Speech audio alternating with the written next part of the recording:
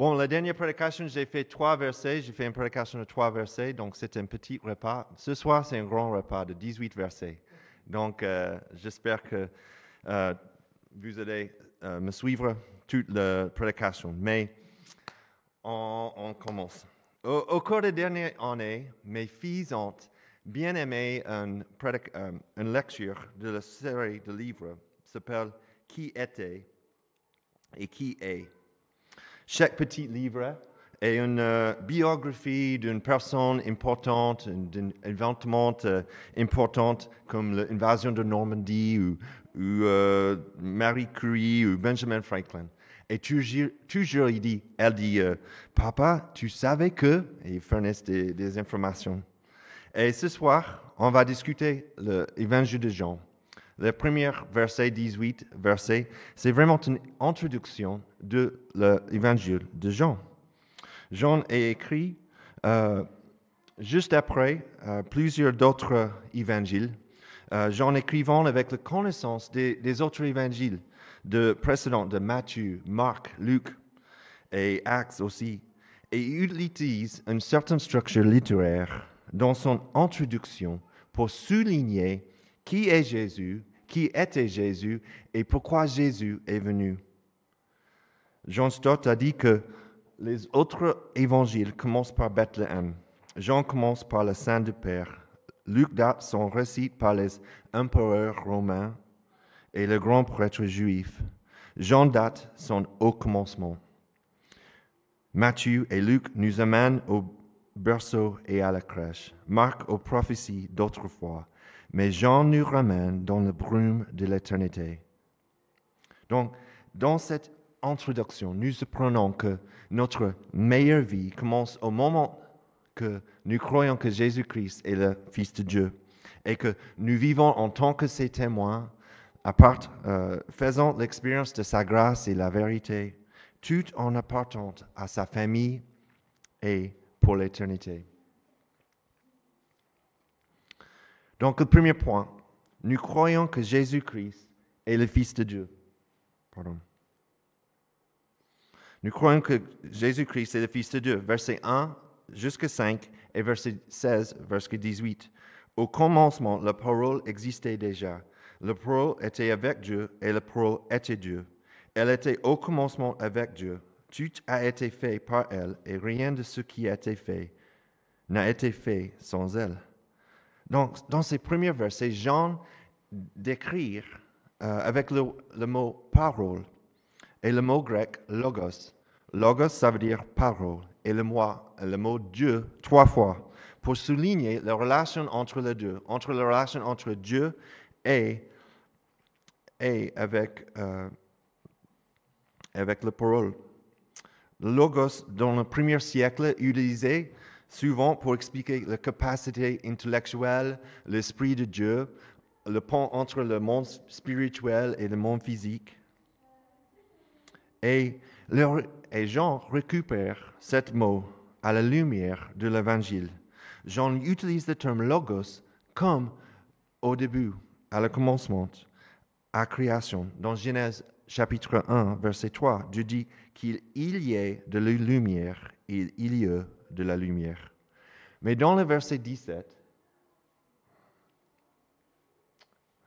nous voyons qu'est-ce que ça veut dire, la parole.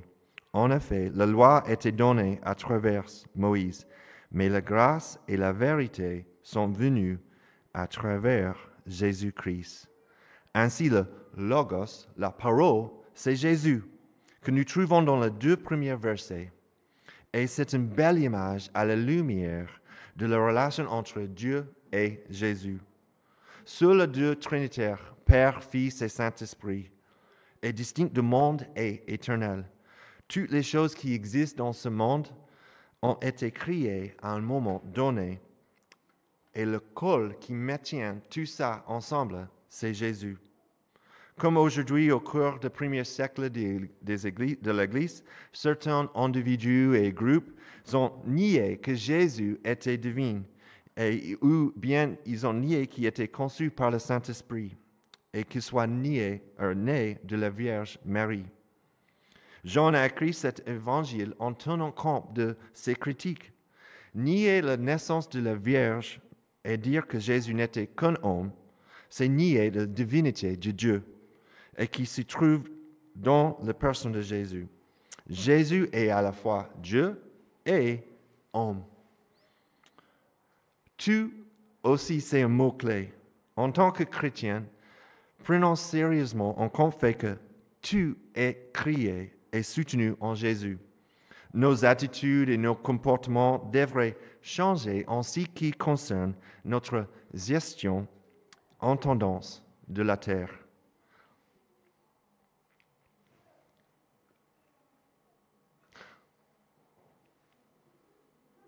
Toujours the wrong direction. Pardon. Voilà. Jean Stott a dit, un manque de préoccupation pour notre environnement naturel est le signe d'une vision limitée de Christ ou d'une spiritualité plus spirituelle que Jésus et qui a besoin d'équilibre et de guérison. Tu es un mot-clé. Si nous, en tant que chrétiens, prenons sérieusement en compte le fait que tu es créé et soutenu en Jésus, nos attitudes et nos comportements devraient changer en ce qui concerne notre gestion et nos finances personnelles. Nous gérons l'argent que Dieu nous a donné. Nous ne possédons rien de tout. Et tout cela vient de Dieu parce qu'il a créé tout. Il a créé tout. Comment votre utilisation de l'argent montre-t-elle ce que vous croyez en Jésus? Qu'est-ce que vos dépenses, vos économies et vos dons annuels illustrent au sujet de vos valeurs? Verset 4. En elle, il y avait la vie, et cette vie était la lumière des êtres humains. La lumière brille dans les ténèbres, et les ténèbres ne l'ont pas accueillie. Donc Jésus est la source de vie et la lumière éternelle. Jean nous ramène encore une fois à la création. Dieu a donné à l'homme une conscience et une création pour éclairer le chemin comme une révélation générale. Comme on a vu les montagnes, comme on a vu les abeilles, on voit que Dieu est un Dieu qui a créé ce monde. Dieu nous offre la meilleure vie telle que Dieu l'a désignée avant la chute en Genèse 3, en pleine communion et relation avec lui. Cependant, les Juifs n'ont pas accueilli, ils n'ont pas bien reçu Jésus sur la base de leur fausse perception ou peut-être leurs idées de Messie ou un sauveur. Mais aujourd'hui, beaucoup de gens font la même chose. Donc, ce n'est pas très différent que le premier siècle. On a des antagonistes de l'Évangile. Mais cependant, le même Dieu qui a créé la lumière a le pouvoir de le soutenir dans la nuit la plus sombre, pour nous et pour l'Église. Sa mission ne sera pas contrariée et sa lumière ne sera pas éteinte. Verset 16. Nous avons tous reçu de sa plénitude et grâce sur grâce. En effet, la loi était donnée à travers Moïse, mais la grâce et la vérité sont venues à travers Jésus-Christ. Personne n'a jamais vu Dieu. Dieu le Fils unique qui est dans l'intimité du Père, et c'est lui qui l'a fait connaître. Donc, la révélation et la rédemption de Dieu par Jésus est le point culminant de l'histoire du salut. C'est une belle image de son amour inébranlable et de sa fidélité à l'alliance. La loi a révélé le caractère de Dieu, sa justice. Mais en Jésus, nous avons le meilleur Abraham, nous avons le meilleur Jacob, nous avons le meilleur Moïse. Parce que Jésus est Dieu en chair humaine. Jésus fait cette affirmation avec les pharisiens un peu plus tard dans Jean chapitre 8, quand il dit qu'il était vivant avant même Abraham. Jésus leur dit, en vérité, je vous le dis, avant qu'Abraham soit né, je suis. Jean chapitre 8, 58. Donc les pharisiens, ils ont pensé qu'il était fou. Tu es né avant Abraham, ce n'est pas possible. Mais c'était possible parce qu'il était Dieu. En Jésus, le monde pouvait voir et expérimenter Dieu en chair, ici-bas sur la terre. Sa grâce sur la grâce ne se trouve pas ne se trouve pas seulement dans ce qu'il a fait en accomplissement, les prophéties de l'Ancien Testament, mais dans une relation avec Jésus. Les mots utilisés pour le dans l'intimité sont kolpos. Et kolpos, c'est un mot grec qui, c'est le même mot en chapitre 13, verset 23, où Jean parle de le disciple que Jésus aimait. Le disciple que Jésus aimait, c'était Jean. Donc, Jean utilise le même mot ici pour expliquer la relation entre Dieu et Jésus. Jean, c'est quelqu'un qui a regardé Jésus, qui a regardé Jésus quand il a bu, quand il a fait des miracles, quand il a dormi, toutes les choses qu'il a vues. Et cette intimité, cette relation que Jean a avec Jésus, Dieu a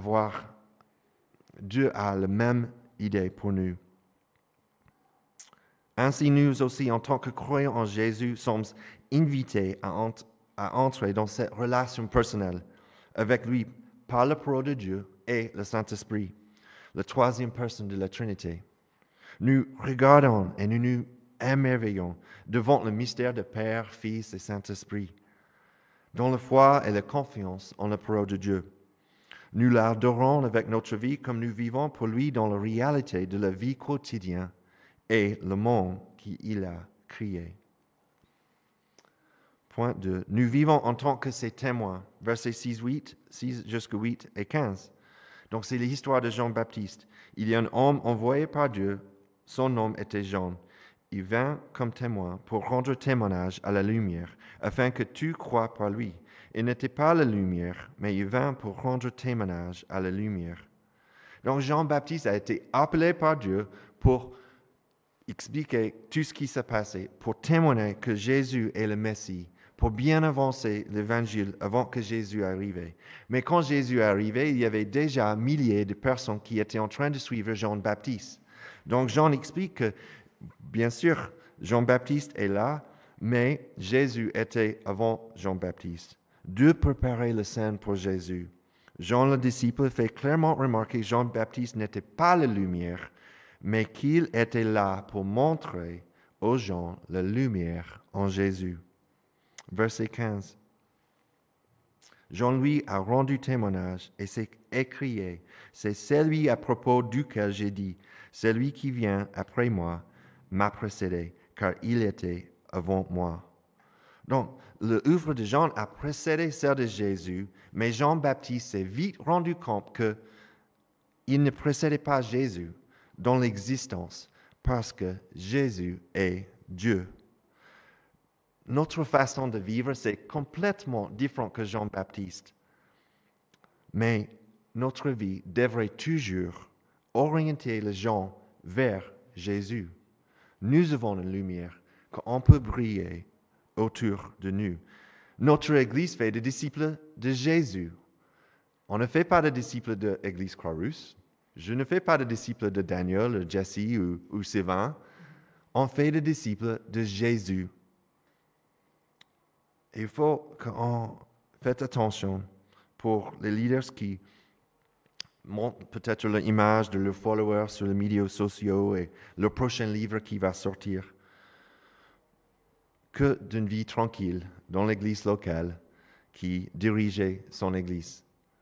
Donc, on doit faire attention. Troisième point. Faisons l'expérience de sa grâce et de sa vérité, versets 9 jusqu'à 11 et verset 14. Cette lumière était vraie, la vraie lumière qui, en venant dans le monde, éclaire tout être humain. Elle était dans le monde et le monde a été fait par elle.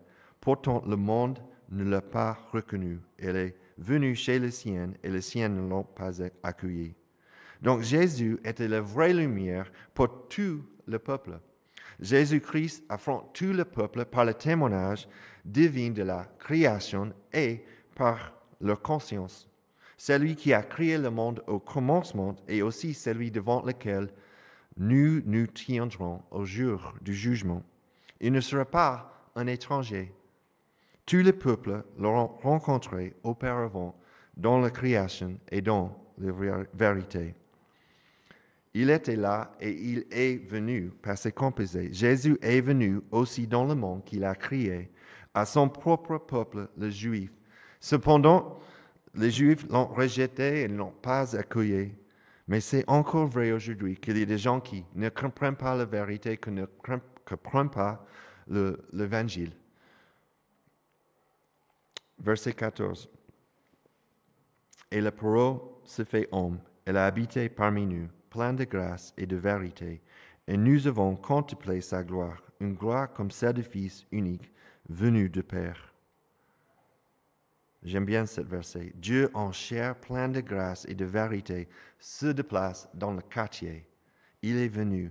Dieu n'a pas cessé d'être Dieu, mais il a pris corps en Jésus-Christ, comme Dieu et comme homme. En Jésus, Dieu accomplit les choses qu'il a promis dans l'Ancien Testament.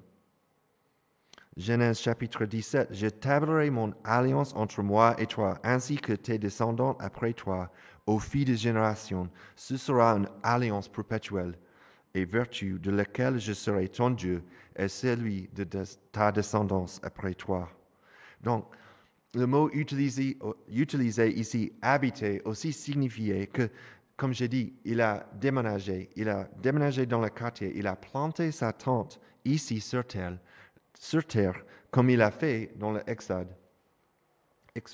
J'y rencontrerai les Israélites, et ma gloire fera de cet endroit un lieu saint. Ils reconnaîtront que je suis l'Éternel, leur dit, qui les ai fait sortir d'Égypte pour habiter au milieu d'eux. Je suis l'Éternel, leur Dieu. La gloire et la présence de Dieu sont maintenant ouvertes pour qu'ils puissent le voir et en faire l'expérience. Dieu se dirige vers nous afin que nous puissions être sauvés alors que nous faisions l'expérience de sa gloire, parce qu'il a planté sa tente sur terre. Fils unique de Dieu, Jésus a été envoyé dans le monde pour que nous puissions vivre à travers lui. Le mot « chair » représente la personne, une personne entière. Donc, il fait référence à l'existence humaine, de fragilité, de vulnérabilité d'une personne. Je ne sais pas, mais j'ai bien senti la vulnérabilité l'année dernière. J'ai bien senti la fragilité, ça fait quelques années, de notre existence. Mais Jésus comprend. Et ça, c'est différent que toutes les autres religions. Quand on a un Dieu qui est venu en Jésus et il comprend la fragilité de notre existence, il a fait de faiblesse de notre créature sa propre forme d'être. Quatrième point, appartenant à sa famille pour toute l'éternité. Mais à tous ceux qui l'ont accepté, à ceux qui croient en son nom, elle a donné le droit de devenir enfants de Dieu, puisqu'ils sont nés non de fait de la nature, ni par une volonté humaine, ni par la volonté d'un mari, mais qu'ils sont nés de Dieu. Donc, dans l'introduction de Jean, ça c'est incroyable. Tous les versets pointent vers ce verset. C'était un moyen de faire l'écriture, c'est littéraire. Donc, tous ceux qui croient en Jésus en tant que Seigneur deviennent enfants de Dieu. Verset 1 jusqu'à 5, nous croyons que Jésus-Christ est Fils de Dieu. C'est avec versets 6 et 18. Nous vivons en tant que témoins, versets 6 et 8, avec verset 15. Versets 9 et 11, que faisons l'expérience de sa grâce et de sa vérité, c'est avec verset 14. Pour centrer, c'est un peu comme une flèche pour versets 12 et 13, appartenant à sa famille pour toute l'éternité. Et c'est vraiment le sujet de Jean, quand on va regarder cette année. Tous, hommes, femmes, esclaves, quelqu'un libre. Le salut, c'est pour tous. Ce n'est pas dans une reconnaissance intellectuelle ou un accord sur le fait que Jésus-Christ est venu ici sur terre. Le salut se trouve lorsque nous croyons que Jésus est le Fils de Dieu. Et le mot que Jean utilise pour doit est un mot très fort qui implique de pouvoir absolu et une certitude. Il est immédiat, il est définitif. Il s'agit d'une affirmation libérale et radicale que nous pouvons trouver notre salut immédiat avec Jésus. On n'a pas besoin de bonnes œuvres après. On n'a pas besoin de regarder qu'est-ce que ça veut dire dans l'avenir. C'est immédiat, c'est définitif. Et c'était radical pour le premier siècle. Et c'est radical pour nous aujourd'hui, j'espère. Pour tous ceux qui croient en lui, nous pouvons trouver notre meilleure vie en lui cette année. Nous reconnaissons et admettons également le mystère de notre salut. Bon, c'est difficile d'expliquer Père, Fils, Saint-Esprit, mais tout en étant appelés à accepter et à croire que notre Dieu souverain agit et veut nous sauver, nous qui sommes nés de Dieu. John Stott a dit, quelle pertinence donc pour un évangile qui nous dit qu'en tant que chrétiens, nous ne sommes rien de moins que les enfants de Dieu, personnellement appréciés et aimés, indépendamment de la façon dont les autres peuvent nous voir ou même de la façon dont nous nous voyons nous-mêmes. Ça, c'est de bonnes nouvelles. Nous sommes enfants de Dieu si nous croyons que Jésus est le Fils de Dieu. Dans son livre, La raison est pour Dieu, Tim Keller explique comment on peut faire confiance à la Bible. Même dans un contexte de changement historique ou scientifique ou culturel, Keller souligne que la question la plus importante concernant l'historicité de la Bible est de savoir si les récits évangéliques, Matthieu, Marc, Luc et Jean, sont historiquement fiables. Nous voyons dans les autres manuscrits Tacitus, Josephus, Homère, qui étaient écrits. Il y a plusieurs manuscrits, il y a 33 manuscrits de Tacitus, 120 manuscrits de Josephus. Il y a à peu près 1700 pour Homère, et c'est le plus grand nombre de manuscrits qu'on a dans un livre avec Homère. Mais il était écrit, et la chose qu'on a trouvée déjà avec le manuscrit, c'était plus loin. Il y a un grand écart entre les deux. Mais avec le Nouveau Testament, aujourd'hui, c'était écrit, nous savons que c'était écrit 50 ans, 100 ans après Jésus-Christ. Et nous avons le manuscrit aujourd'hui vers 130 ans après Jésus-Christ. Donc il y a à peu près 50, 30 ans après. Maintenant, nous avons 5000 manuscrits en grec, on a 10 000 en latin, on a à peu près 25 000 manuscrits de le Nouveau Testament aujourd'hui. J'ai appris cette semaine, le Nouveau Testament compte environ 20 000 lignes de texte, et lorsque vous regardez tous les manuscrits, l'écart de temps entre l'original et la première copie existante, il n'y a que 0,2% de doute quant à l'exactitude du texte original. Aucune de ces variantes n'affecte la principale doctrine. C'est assez incroyable que Dieu peut créer le monde, mais aussi il peut garder ce Nouveau Testament, la Bible. Si l'Évangile reporte avec précision qui était Jésus et ce qu'il est dit et fait, alors Jésus est vraiment ressuscité de mort et Jésus est vraiment le Fils de Dieu. Et si Jésus est le Fils de Dieu, alors toutes ces paroles peuvent être considérées comme fiables, y compris sa conviction que toutes les Écritures sont la parole de Dieu, vraie et fiable. Jésus a dit que les Écritures ne pouvaient pas être mises de côté, Jean chapitre 10, qu'ils étaient la parole de Dieu, Matthieu 15 et Marc 7, et qu'ils étaient l'accomplissement de toutes les Écritures, Matthieu 5.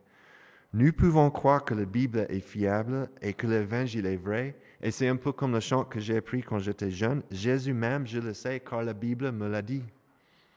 Nous pouvons également voir, à travers l'histoire et la culture, que Jésus a un impact sur ses disciples.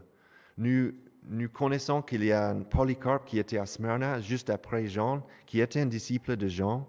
Polycarpe a disciplé une autre personne qui s'appelle Irénée, qui est déménagé à Lyon, à Galle, avec le Gaulois, à Lyon et Vienne, et il est un leader dans les églises ici. La mission de Jésus ne sera pas contrariée et sa lumière ne sera pas éteinte. On sent 97 après Jésus-Christ, un certain nombre de serviteurs et d'esclaves qui travaillent dans les foyers chrétiens ont été torturés, encornés et mis à mort dans l'amphithéâtre de Pente de la Croix-Rousse, pas loin d'ici. Après leur mort et le martyr, leurs corps ont été brûlés et leurs cendres ont été jetées dans le Rhône.